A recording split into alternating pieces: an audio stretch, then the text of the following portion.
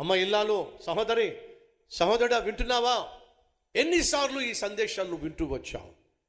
ఎన్నిసార్లు ఈ స్వచ్ఛమైన వాక్యం ద్వారా నువ్వు హెచ్చరించబడ్డావు? అయినా నీ కుటుంబాన్ని కట్టుకోవే, అయినా నీ బ్రతుకును మార్చుకోవే. వినో, ఎన్నిసార్లు గద్దించినా లోబడనొల్లని వాడు హఠాత్తుగా మరి తిరుగు లేకుండా నాశనం అయిపోతాడు. సామెతలు 29:1. ఎన్నిసార్లు గద్దించినా మార్పు లేకపోతే హఠాత్తుగా నాశనం వచ్చి పడుతుంది. ఇంకా గయ్యాలి భార్యగానే ఉన్నావా? ఇంకా మూర్ఖమైనటువంటి బుద్ధిహీనుడైనటువంటి భర్తగా ఉన్నావా?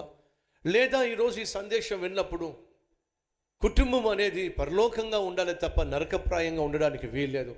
నా తాగుళ్ళు వల్ల, నా తిరుగుళ్ళు వల్ల నా కుటుంబంలో నరకాన్ని సృష్టిస్తున్నా, నా గయాలితనం వల్ల, నా గొంతు వల్ల, అనగా అరుపులు కేకల వల్ల నా కుటుంబంలో నేను నరకాన్ని